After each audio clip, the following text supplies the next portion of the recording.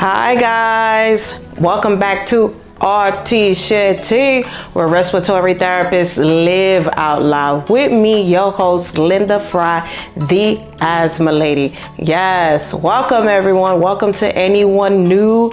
And we are continuing the theme of asthma and allergy awareness, because we are still in asthma and allergy awareness month. So keeping on that vibe. All right, guys. So last week we were talking about being a mom and navigating through asthma and allergies, navigating your family and keeping up with appointments, medication, expiration dates, and remediating, getting rid of asthma triggers in the home. So today's episode, we are going to talk about best practices for vacuuming for those with asthma. For those with asthma and allergies, having a healthy home environment is ideal.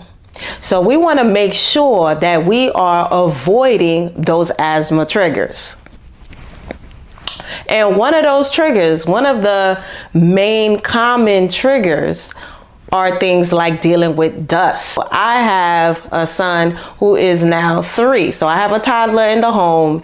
And when he was turning 3, everybody was asking, well, what does he need, to get him as a gift? And I'm like, he needs a Roomba, okay? Because those crumbs follow him everywhere, okay? So I have a story of having to vacuum. I had guests coming over. And so I decided to, let me pick up these crumbs. Logan is all over the place, right? So I quickly was getting the house together and I was like, okay, let me go vacuum this little area rug. I do not have carpet in my house. My house is, I have hardwood floors, but we do have area rugs in certain areas. So one of those places is under my dining room table. So I'm trying to vacuum this thing real quick before my guests come over. And guess what? I start wheezing like crazy within 2 minutes of vacuuming. I was just like, really? So I immediately had to take my inhaler and keep it pushing. So that's what I want to talk about today, because there are things that I usually do before I start vacuuming. And because I was in such a rush, I forgot to do my usual vacuuming routine as somebody that has asthma and allergies. So, and those are the tips I'm going to give you today. These are my vacuuming best practices. One of the tips that I have is you can use a HEPA filter vacuum. All right. So HEPA, HEPA, which is an acronym for high efficiency particulate air. So basically, AKA, that stands for having a high efficient filter. All right. So these are filters that trap airborne air particles. Okay. So more than the usual vacuum. So you could get a HEPA filter vacuum. Now, like I said, I don't have a HEPA filter vacuum because I don't have a lot of carpeted space. Like I said, I have 2 area rugs. What I do is I use a regular vacuum, but I use a mask. Okay, so I vacuum while I'm wearing a mask on my face. And this helps me to not inhale all of the dust or the particles being re-released from the vacuum. So you have to understand, a HEPA filter vacuum, the bag has this special standard high efficient filter that helps trap these really small particles and that not being re-released back into the air. So that is the purpose behind a HEPA filter vacuum. But for those of us that don't have access to a HEPA filter vacuum, I would highly encourage to vacuum with a mask. So this will help for you to avoid triggering your asthma for those of us that this is a problem. So yes, so you can vacuum with a mask. Now, a HEPA filter vacuum is not cheap.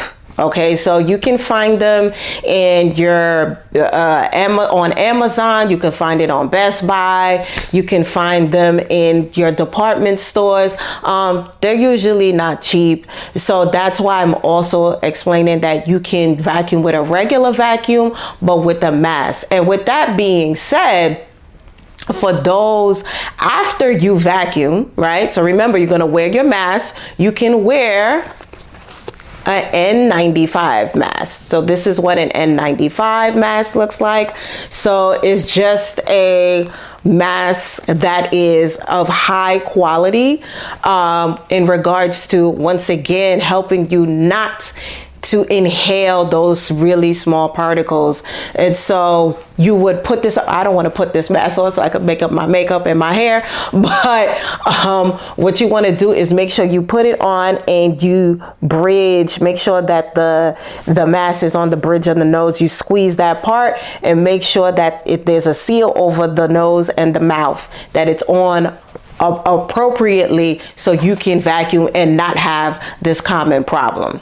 All right, so for those that do have access, the capability or the means, right, the funds to buy a HEPA filter vacuum, it is a good thing to invest in for those of us that do have, asthma and allergies that are affected by dust, right? So those of us that have pets with a lot of hair and stuff like that, I say go for it. So now let's talk about, once you finish vacuuming, you might have to empty out the bag, get rid of the vacuum bag, or if this is a bagless system, a bagless vacuum, and it needs to be emptied, there's a way to do that also, because remember, once you open up that vacuum, you are re-releasing whatever you just cleaned up, whatever you just got into the bag or got into the vacuum. So you open it up and you just exposed it right back into the air again. So hence the potential opportunity, the potential chance to trigger your asthma. So what the tip is to empty out the bag or empty out the vacuum outside. Like, don't do it in the house. Do it outside or somewhere where it's very well ventilated. I have a screened in, I have like an indoor outdoor space. So I would do it out there if I can't go outside because it's raining, but just somewhere where you can just do it outside if possible. And once again, you're wearing that mask. You're still wearing the mask. If you can't go outside, then once again, keep the mask on and empty out the mask while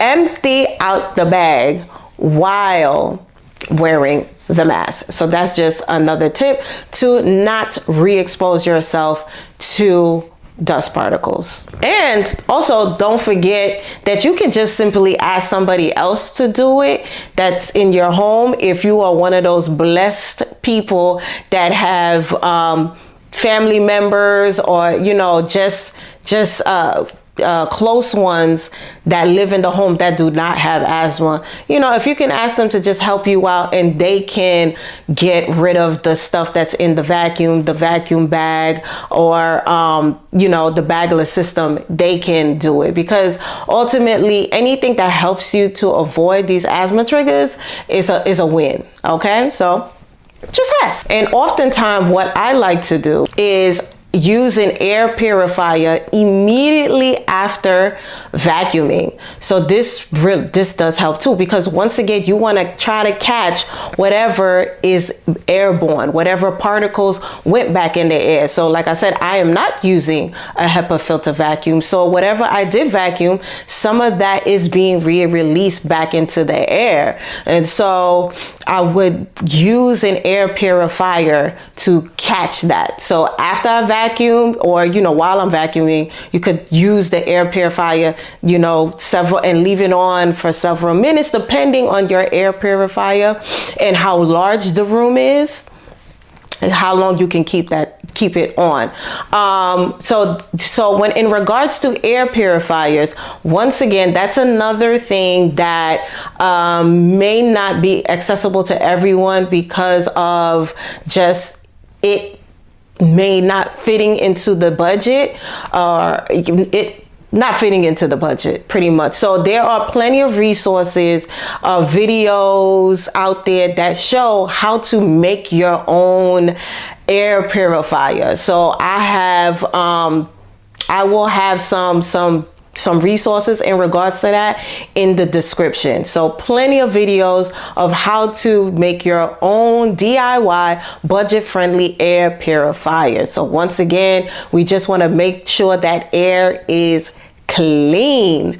Okay, guys. So this is about trapping those small particles in the air. And we also want to make sure that, you know, you're picking the right air purifier for the room. So that's just another tip that you, when in regards to looking for the right air purifier, you want to make sure that it's appropriate for your room or for whatever the cause, whether you're dealing with dust, pet hair, or if there's like a lot of smoke that's usually in your home. So those are the things you want to consider when you're thinking about investing in an air purifier. All right, guys, so that's pretty much all I have for today in regards to the best practices in regards to vacuuming. I'm gonna do that again. All right, guys. So yeah, so that is it. Those are my tips for best practices for vacuuming for those with asthma. All right, guys. So let me know in the comments if this is a common problem for you. Did I give you a few aha moments? Let me know. Do you have your own tips and things that you do that helps you avoid asthma triggers? You know, in regards to cleaning your home and vacuuming, right? So yes, share, guys. And sharing, just let you know that when you share these tips and share these stories, it helps other people to win the day and just get through these things that we have to do, right? So it's about quality of life. So share. For those of you who really need help with this, I have a new book drop. This one is called Fixing Breathtaking Homes, a guide to removing asthma triggers from the home environment. So basically it's talking about what we just spoke about today and giving you practical tips, more practical tips on everything related to the indoor air quality. So, and just making the home cleaner and dealing with asthma and allergies. All right, guys. So look for this book. It is available on Amazon, Kindle Unlimited. I always like to just give some gems.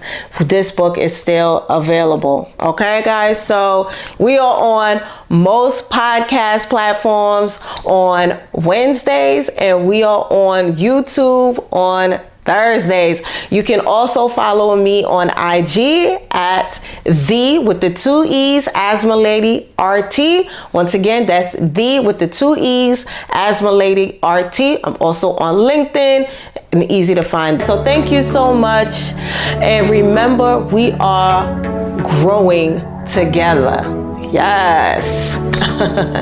Guys, remember to invest in yourself and to only compete with yesterday's version of you. I'll see you next week. Bye.